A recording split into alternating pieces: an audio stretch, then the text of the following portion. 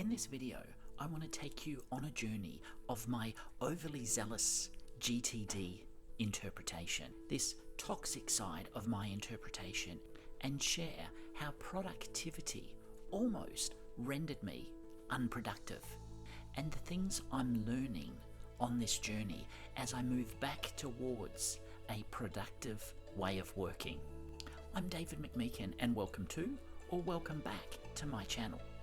I'm an academic currently living in Perth, and if the setting and sounds are a little bit different, that's because I'm currently in a different setting and I have a little bit less equipment with me. And as you can probably see, you can even see the microphone. Productivity is such a buzzword these days, and in some circles, it's actually the only thing that gets talked about.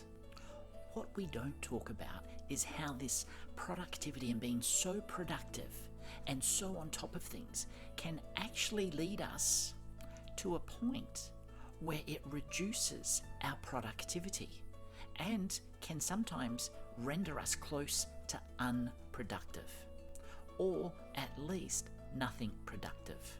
We all generally want to be more productive. We want to do more in the time we have, and if we can do more in less time, even better. Well, that's at least what a lot of people are telling us. Or maybe it's me. Maybe it's my interpretation of what people are saying. There are more books to read, more podcasts to listen to, more online courses we can take in our spare time. Well, do we have any spare time because we're being so productive? What I've recently discovered on my 10-year journey into the depths of productivity is that in my embrace of being productive, of keeping tabs on everything and knowing everything that I'm doing, what I've chosen to do, and therefore what I've chosen not to do, I've actually started to become less and less productive. Slightly ironic, I think. David Sparks and Mike Schmitz, in their podcast called Focused, actually tackled this idea of what they called toxic productivity. I'll post a link in the description below to that podcast. You may find that their definition of toxic productivity differs slightly or largely from mine and what I'm talking about, but it was that podcast that got me thinking about toxic productivity. David Allen's Getting Things Done, also known as GTD methodology, is absolutely amazing. If you've never heard of Getting Things Done, GTD, I'll post a link to some things below. When I started my life as a full-time academic about 10 years ago, I can say that this methodology was probably the most important thing I came across in how to be organized and productive. I honestly don't think I'd be where I am today if I hadn't encountered GTD. Seriously.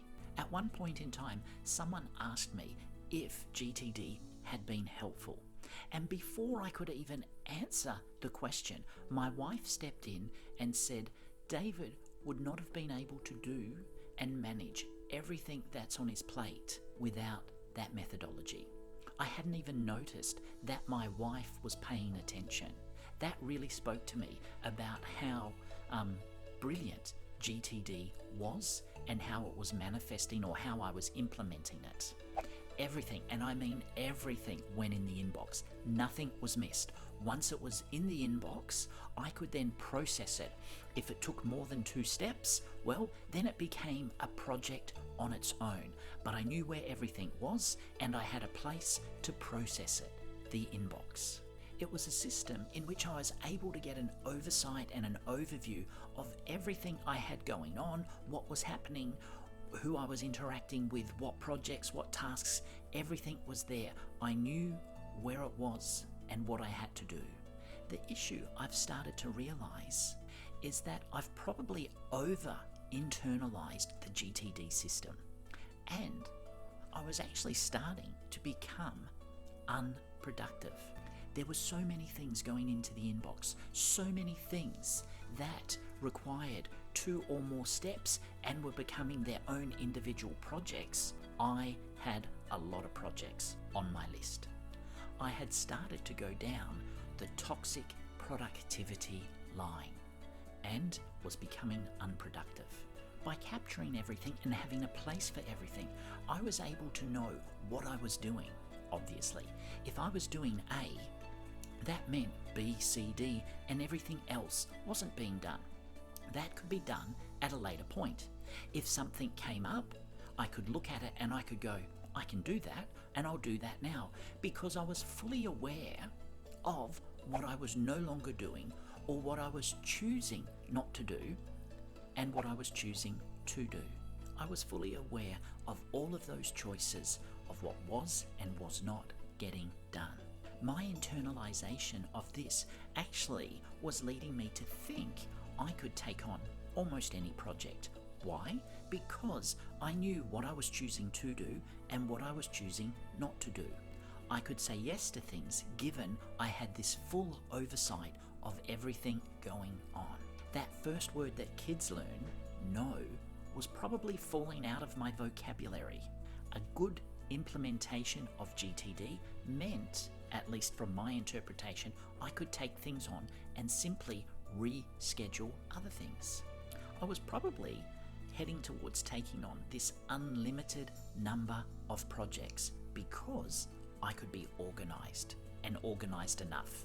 I'm sure you're starting to see where this was leading to and how unproductive it was starting to become. You can probably see that toxic productivity line occurring.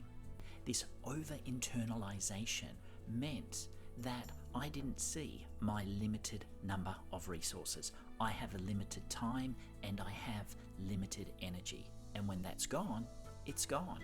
A little bit crazy, you're probably thinking. Yep. I was starting to notice that my list of projects was really long. But the list of projects that I was getting to, that I was actually working on, was getting shorter and shorter. That overwhelmed feeling was starting to creep in. And that overwhelmed feeling really meant there was a lot of stuff that just was no longer getting done. So on this journey, what are the things that I've learned?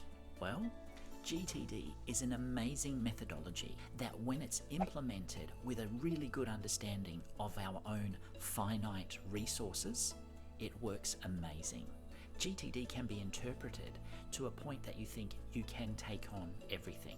But as I've discovered, I can't. When it's left unchecked, it will absolutely exhaust you.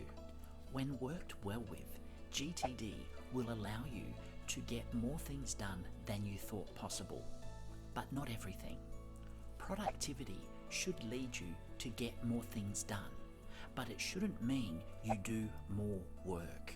Getting more done doesn't mean doing more stuff. You should have more time to do the things that are really important to you. Things like spend time with family, with friends, to do things that's enjoyable. Because really, what we want to be doing is spending time with those people and doing those things that are important to us. Because I sometimes think, where's the meaning in our life if we don't have people and relationships in it? What really is life without relationship with others? If you're a GTD person, if you really internalized it, let me suggest, like I did, take a step back and have a look at what's in your system. Are there things that you can remove? Are there things you can give to others? Life is for living. I'm David McMeekin, Kendani eBuck.